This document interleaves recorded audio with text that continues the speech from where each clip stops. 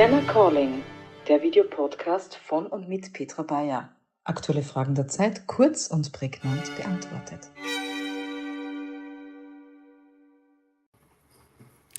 Hello, it is with great pleasure to introduce you to Alice Ackermann in our second edition of VIENNA Calling.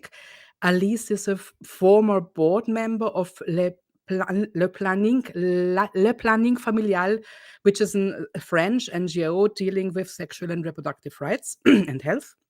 And at the moment, she is IPF communications advisor, and we know each other from the International Planned Parenthood Federation European Network, where Alice was the youth representative, and I had the pleasure to serve as vice president. And it's great to meet you again, at least virtually.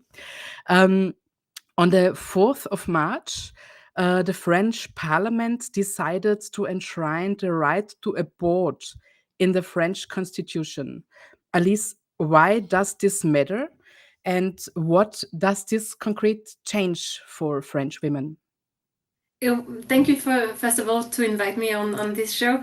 It was a very important moment for France to enshrine abortion in the Constitution. First of all, we wanted to protect this right no matter what. And it was a result of what was happening in the US when Roe v. Wade was overturned. I think in every country we were very surprised and very shocked of what was happening there.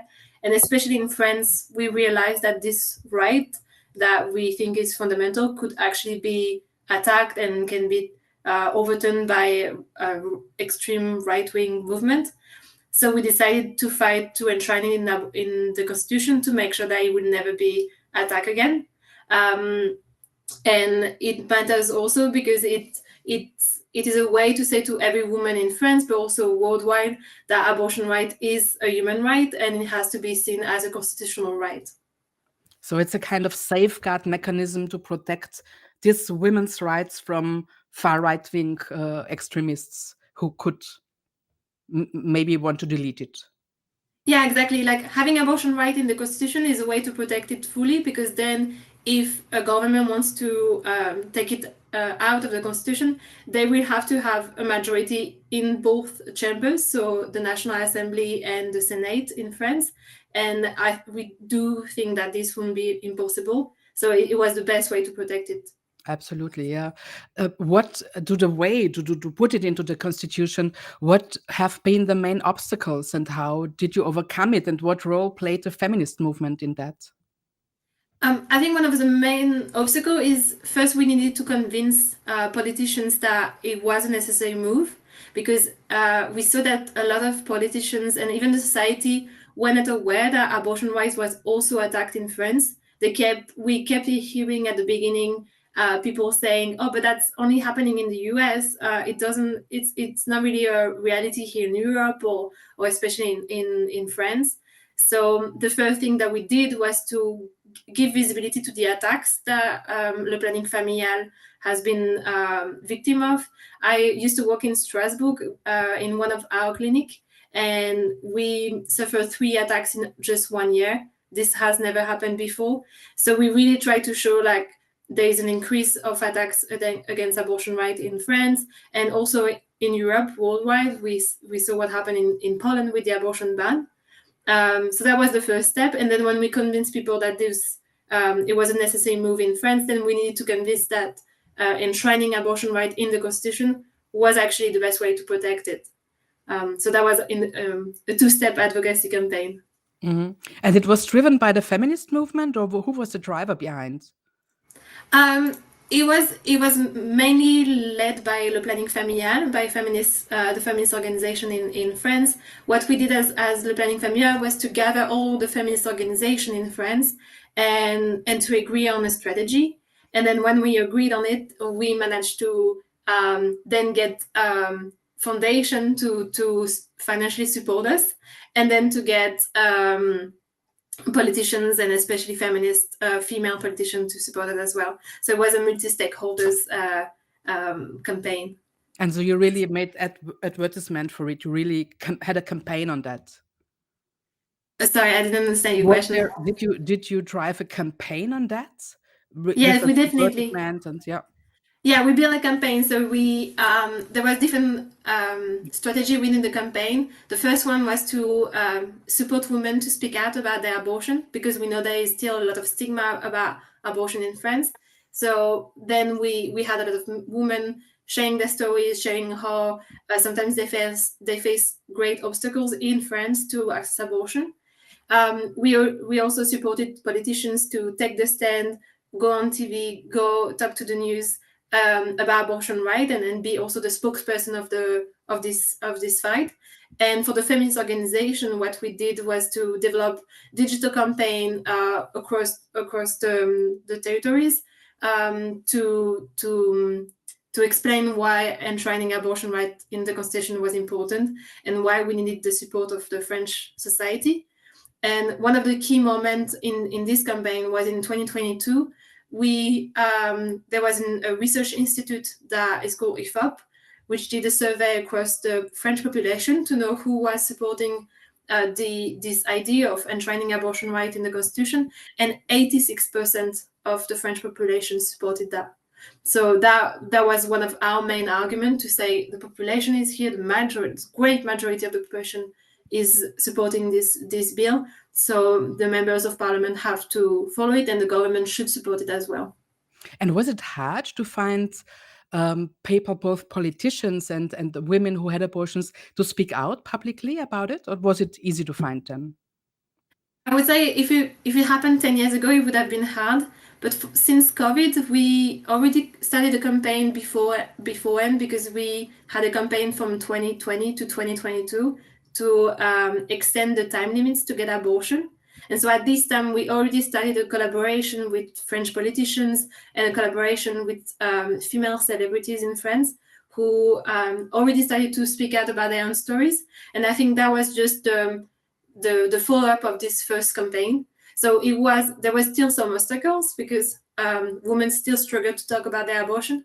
But because we had famous personalities in France that already spoke out a few years ago, it helped showing the way. Yeah, of course. So you had a campaign before you could build upon. That's, of course, very, very wise. What advice, Alice, would you give to other countries, to activists in other countries who would like to follow the French example and enshrine the right to abort in their constitution? I think what we can learn from the French case is really this idea of collaboration. You cannot do it alone. You cannot do it only with feminist organization, or you cannot only do it as members of parliament. You really need a multi-stakeholder action. So I would advise them to first build this relationship, build this very strong partnership, and don't be afraid to go speak to stakeholders that you don't really usually speak to. We really try to talk to as many stakeholders as we could, people from the private sector, the public sector, people that disagree between each other. Like, we gather in the same room members of parliament from different parties that never talk to each other, but the one thing that they had in common was their will to protect the abortion right. And I think that's also that was really key to create this collective dynamic. So that would be my first advice. And the second one would be to really develop a strong argumentative framework around what does that mean to enshrine abortion in the constitution, and see how it really impacted here in France. This move really impacted the way people look at abortion now, and it's also a symbolic move. I think the society is telling, the government is telling the society that abortion is fundamental. So that would be, like, for me, the two main steps that should be followed. Mm-hmm. So crossbench. May I ask you personally, what was the stakeholder, the person you were most surprised that he's or she supported the campaign? Within the campaign, I think I was not. There was not one person that I was surprised. It was more the result. Like, one time I joined a meeting where there were like 3 main female members of parliament in this meeting, and it was the first time they ever talked to each other directly, because they come from opposite parties.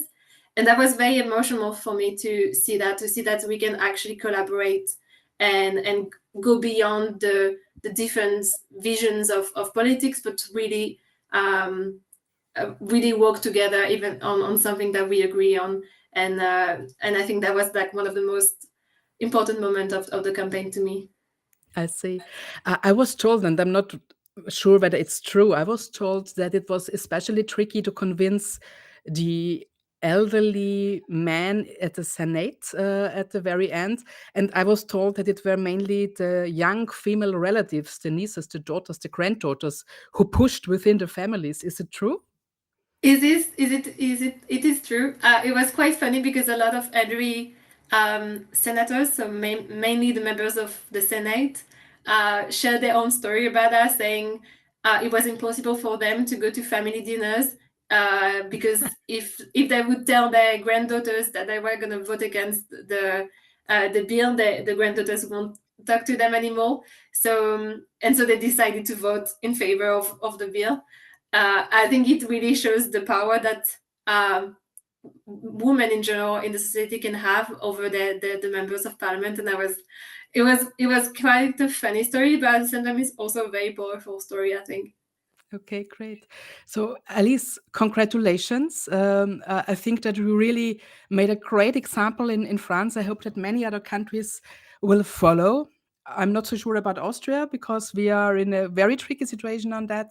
But I think it's great that you shared your experience, your learnings, your knowledge about this campaign with us. And I hope that many others could take an example and also make the woman's right to abort as a really robust right.